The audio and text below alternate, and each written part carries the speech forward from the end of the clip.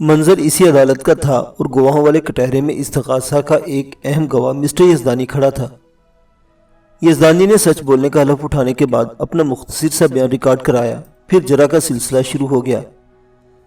وکیل استغاثہ جج کی اجازت حاصل کرنے کے بعد یزدانی والے کٹہرے کے قریب پہنچ گیا اور اس کی آنکھوں میں دیکھتے ہوئے ٹھوس لہجے میں بولا، یزدانی صاحب، ملزم ایک طویل عرصے تک آپ کے ادارے سے وابستہ رہا ہے، بلکہ تادم گرفتاری بھی اصولی طور پر آپ کے لیے ہی کام کر رہا تھا۔ اس رفاقت کے دوران آپ نے اسے کیسا پایا تھا؟ آپ کے سوال کا جواب دینے سے پہلے میں اسی سوال میں چھپے ایک اہم پوائنٹ کی وضاحت کرنا چاہوں گا، اور وہ پوائنٹ ہے تادم گرفتاری۔ یزدانی نے ٹھہرے ہوئے لہجے میں کہا، میں ایسا نہیں سمجھتا کہ وہ تادم گرفتاری میرے لیے کام کر رہا تھا۔ پھر آپ کیسا سمجھ رہے ہیں یزدانی صاحب؟ وکیل استغاثہ نے استفسار کیا۔ وہ کھنگار کر گلا صاف کرتے ہوئے بولا، جیسا کہ ابتدائی کسی پیشی پر یہ انکشاف کیا گیا تھا کہ میرا ایک جاسوس مقتولہ چاولہ کے سٹاف میں شامل ہے جو مجھے وہاں کی خبریں دیتا رہتا ہے، تو واقعہ یہی ہے، بلکہ تھا۔ مس چاولہ کے قتل کے بعد ان باتوں کی اہمیت نہیں رہی۔ ہر ملک اپنے دشمن ملک کے اندر اور ہر کاروباری شخص اپنے حریف کاروباری ادارے کے اندر کوئی نہ کوئی جاسوس ضرور پال کر رکھتا ہے۔ یہ بزنس سیکرٹ ہوتا ہے۔ میرے ملازمین سے بھی ایسا ایک آدھ یقیناً ہوگا جو کسی دوسرے حریف کو رپورٹنگ کرنے میں مصروف رہتا ہوگا۔ اینی ہاؤ، وہ لمحے بھر کو متوقف ہوا، پھر اپنی بات مکمل کرتے ہوئے بولا، میرے کہنے کا مطلب یہ ہے کہ مجھے بھی قبل از وقت یہ معلوم ہو گیا تھا کہ ملزم عنقریب میرے ادارے کو خیر بات کہنے کے لیے پرتول رہا ہے، لہٰذا میں نے اپنے دل اور ادارے کے دروازے اس پر بند کر دیے تھے۔ میرے ایک سیریل کی ایک آدھ قسط اس کے پاس پھنسی ہوئی تھی، میں بس اسی کا انتظار کر رہا تھا، اس کے بعد میں خود اسے کک آؤٹ کر دیتا۔ بات ختم کرتے ہی یزدانی نے نفرت آمیز انداز میں ملزم کی طرف دیکھا۔ وکیل استغاثہ نے اگلا سوال کیا، یزدانی صاحب، ملزم پر مس چاولہ کو قتل کرنے کا الزام ہے، ساری تفصیل آپ کے علم میں آ چکی ہے، اب اس بارے میں کیا کہتے ہیں؟ جب سب کچھ منظر عام پر آ چکا ہے تو میں مزید کیا کہوں گا، وہ سادگی سے بولا۔ مجرم کو اس کے کردہ جرم کی قرار واقعی سزا ضرور ملنی چاہیے تاکہ وہ آئندہ کسی قسم کی غداری یا قتل کے لیے باقی نہ رہے۔ یزدانی کے آخری جملے کا صاف صاف مطلب یہ تھا کہ وہ ملزم کو پھانسی پر لٹکا ہوا دیکھنا کا خواہاں تھا۔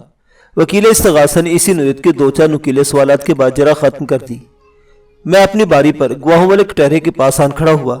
میں نے استغاثہ کے گواہ کی آنکھوں میں دیکھتے ہوئے کہا، یزدانی صاحب، آپ نے ابھی وکیل استغاثہ کے ایک سوال کے جواب میں کہا ہے کہ آپ اپنے سیریل کی آخری قسط کا انتظار کر رہے تھے، اس کے بعد آپ ملزم کو اپنے ادارے سے کک آؤٹ کر دیتے۔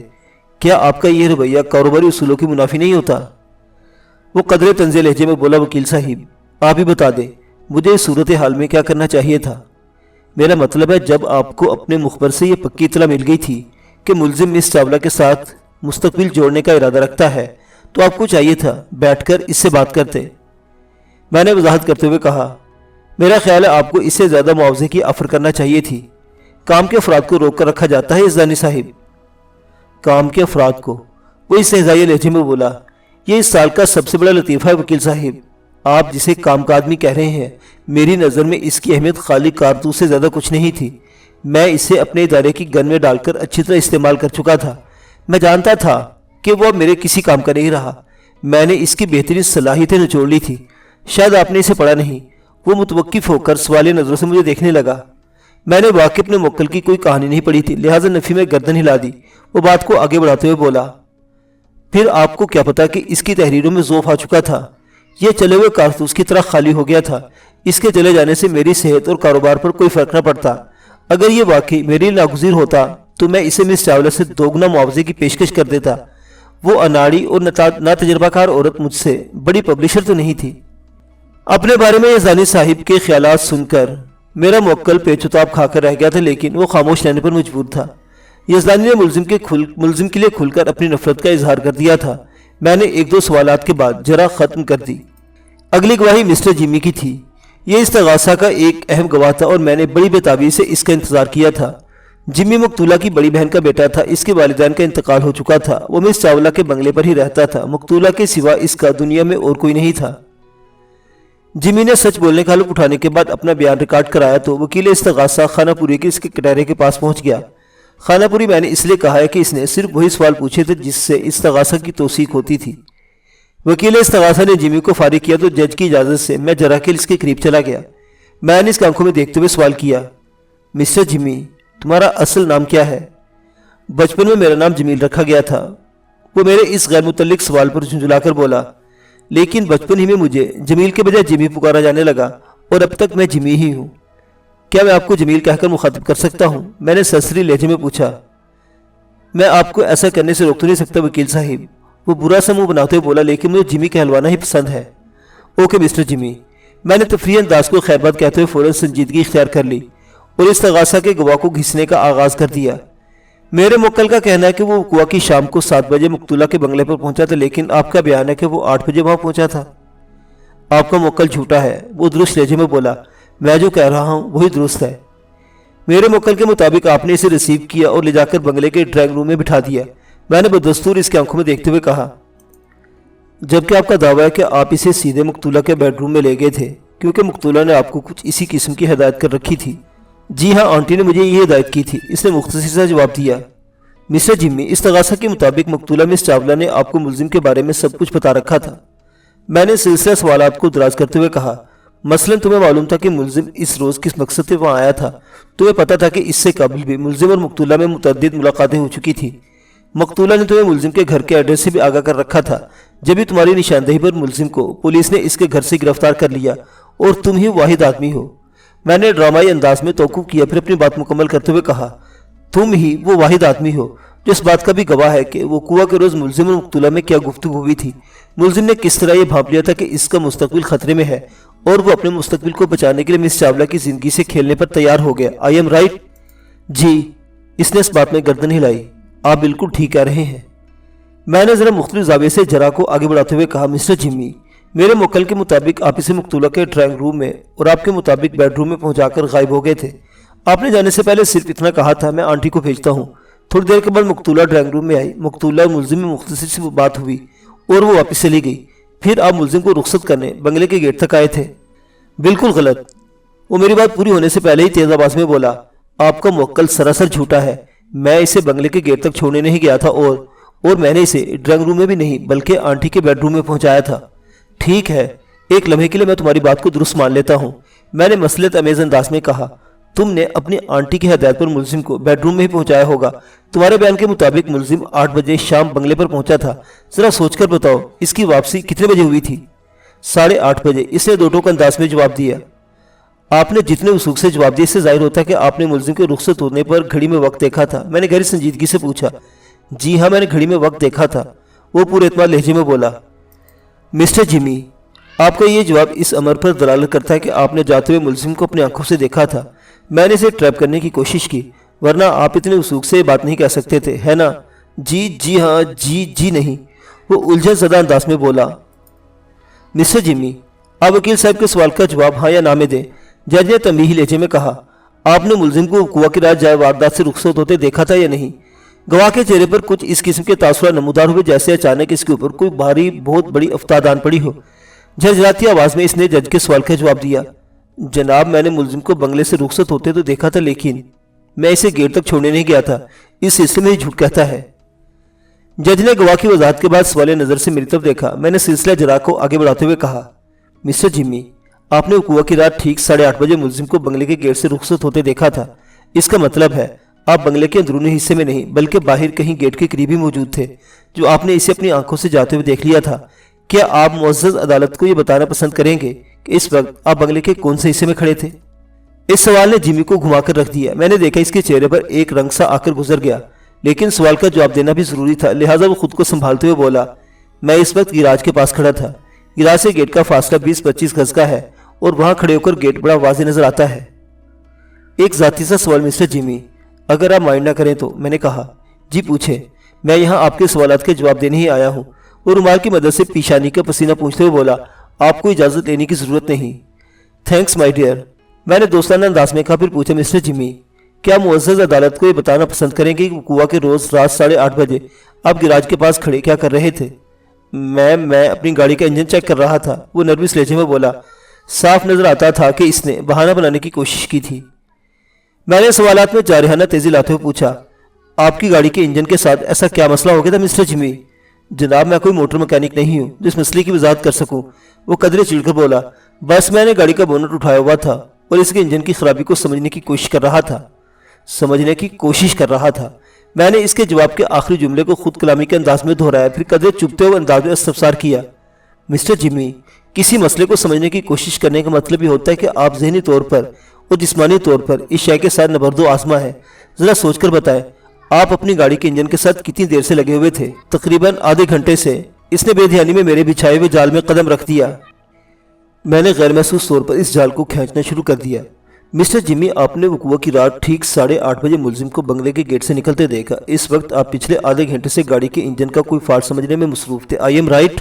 اسے یہ تو محسوس ہو گیا ہوگا کہ کہیں گڑبڑ ہو چکی ہے، لیکن کہاں اور کیا، یہ فوری طور پر اس کی سمجھ میں نہ آ سکا، لہٰذا الجھن زدہ انداز میں اس نے میرے استفسار کی تصدیق کر دی۔ جی، آپ بالکل ٹھیک کہہ رہے ہیں۔